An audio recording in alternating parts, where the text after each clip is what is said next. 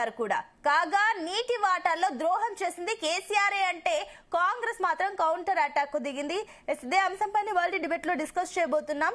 దీనికి సంబంధించి వాళ్ళ డిబేట్ లో మనతో పాటు పార్టిసిపేట్ చేస్తున్నారు కాంగ్రెస్ నుంచి సతీష్ మాదిగ గారు, అదేవిధంగా బీఆర్ఎస్ నుంచి కర్ణి అరవింద్ గారు, మరికొంతమంది కూడా కాసేపట్లో జాయిన్ అవుతారు. గుడ్ మార్నింగ్ అండి. సతీష్ గారు, ముందుగా మీతో స్టార్ట్ చేద్దాం. సో ఏదైతే రెండు రాష్ట్రాల సీఎంలు ఎట్టకేళ్లకు నీటి పంచాయతీలకు సంబంధించి మాట్లాడడం అయితే జరిగింది. దానికి సంబంధించి నిన్న మనం డిస్కస్ కూడా చేసుకోవడం జరిగింది. ఏంటి అసలు బనకచర్ల ప్రస్తావనే రాలేదు దాని గురించి, ఇంకా అలాంటప్పుడు ఎందుకు మాట్లాడాలి అని చెప్పేసి, ఎందుకు అడగాలి అనే క్వశ్చన్స్ కూడా రైజ్ చేశారు.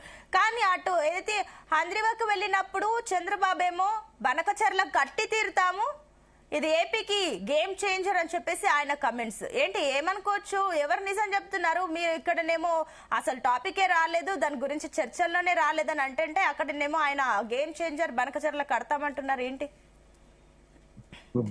ప్రేక్షకులకు అందరికీ నమస్కారం.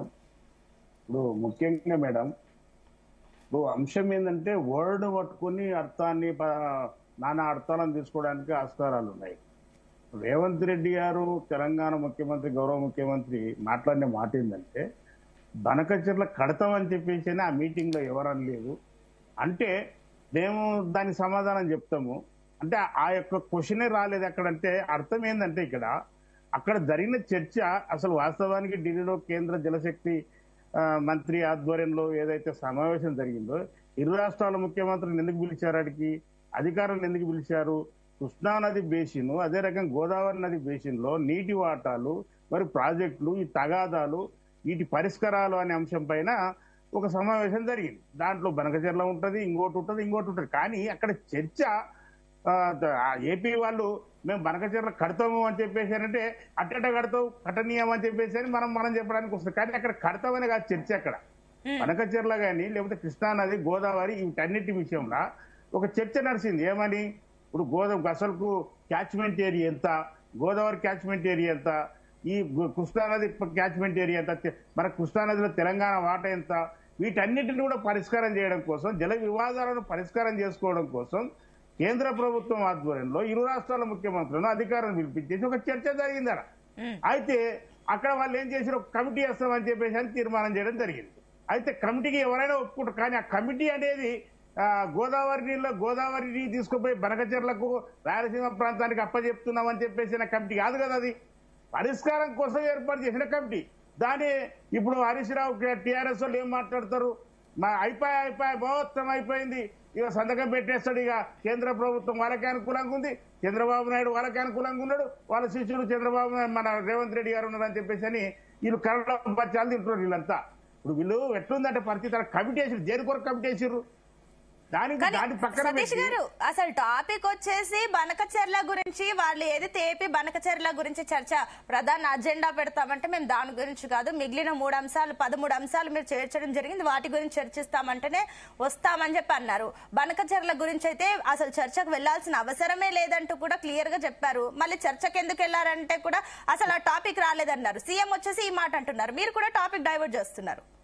లేదు అక్కడ విన్నాడు, ఒకటి గమనించండి మీరు. కేంద్ర ప్రభుత్వం చెప్పిన దాన్నే గానీ ఇంకోటి మేము చెప్తున్న దాన్నే గానీ అదే రకంగా ఆంధ్ర ప్రాంతానికి సంబంధించుకున్న నాయకులు చెప్తున్న విషయాన్ని గమనించిన అక్కడ ఏమన్నారు, అసలు ఆ సమావేశం ఏంది, జల వివాదాలను పరిష్కారం చేసుకోవడానికి సమావేశం. అది ఆ సమావేశంలో ఏం చేశారు, కేంద్ర ప్రభుత్వం ఆధ్వర్యంలో ఒక కమిటీని నియమిస్తాం దీనికి అని చెప్పారు. ఇంకోటి గోదావరి మీద ఎన్ని ప్రాజెక్టులు కట్టాలి, ఎంత మిగులు జలాలు ఉంటాయి, ఎంత వరద జలాలు ఉంటాయి, అదే రకంగా కృష్ణానది పరిస్థితి 811 టీఎంసీలు ఉమ్మడి రాష్ట్రం ఉన్నప్పుడు దాంట్లో తెలంగాణ వాటా 69% క్యాచ్మెంట్ ఏరియా ఉంటుంది తెలంగాణ. మళ్ళీ దానికి తగ్గట్టుగా మనకు 500 చిల్లర టీఎంసీలు మనకు రావాలి. కానీ ఇదే కేసీఆర్ గతంలో 2017లో పోయి మరి తెలంగాణ రాష్ట్రం వచ్చిన తర్వాత 299 టీఎంసీలు ఒప్పుకొని ఆడ సంతకం పెట్టేసి వచ్చిన దౌర్భాగ్యమైన పరిస్థితి గత ప్రభుత్వం చేసింది. ఇప్పుడు మనకు నీటి కేటాయింపులు కావాలి, అదే రకంగా మిగులు జలాలు ఎంత, మన ప్రాజెక్టుల నిర్మాణం ఏంది, ఈ యొక్క పంచాయతీని పూర్తిగా వరుసగొట్టాలనే ఉద్దేశంతోనే మన గౌరవ ముఖ్యమంత్రి రేవంత్ రెడ్డి గారు, అదే రకంగా కేంద్ర ప్రభుత్వము ఆంధ్ర ప్రాంతము వీటిలో ఇక్కడ పేచీ లేదండి.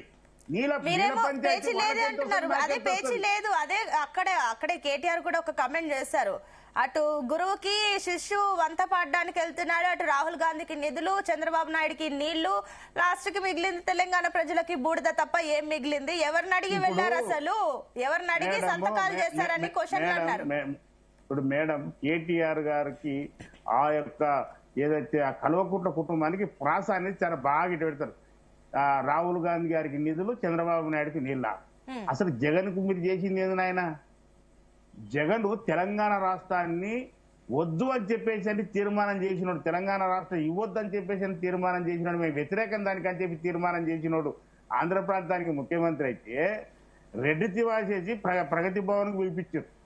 అదే రకంగా ఆంధ్రకు తెలంగాణ వ్యతిరేకంగా మాట్లాడిన సిన్నిరెడ్డి రోజా ఎమ్మెల్యేగా ఉంటే ఆమె దగ్గరికి వెళ్ళి ఆడ ఉన్న చేపల పులుసు తిని అవన్నీ రాయలసీమ రతనాల సీమ చేస్తామని చెప్పేసి అని చెప్పిన మహానుభావులు ఎవరమ్మా? ఈ రోజు తెలంగాణ రాష్ట్రాన్ని వ్యతిరేకించిందే వైఎస్ఆర్సీపీ. దాన్ని ఇంటికి పిలిపించుకొని మీరు మంచి భోజనం పెట్టేసి ఒప్పందం చేసుకొని మనం తుపాకుల గూడె నుంచి మొత్తం నీళ్లు తీసు గోదావరి ఎప్పటి నుంచో ఇదే నిందలు, ఇవే విమర్శలు వస్తున్నాయి. రాయలసీమ రత్నాల సీమ, అటు రొయ్యల పులుసు, ఇవన్నీ కంటిన్యూ చెప్పిందే చెప్తున్నారు. కానీ నేను అడిగిన దానికి కాంగ్రెస్ ఒక మాట అంటుంది, చంద్రబాబు నాయుడు నుంచి ఒక మాట వస్తుంది. ఎందుకు తీరొక్కరు ఎవరికొకరు ఎవరిది వాళ్ళు మేము చేస్తామంటారు, మీరేమో అసలు చర్చ కాలేదంటున్నారు. సరే ఒకసారి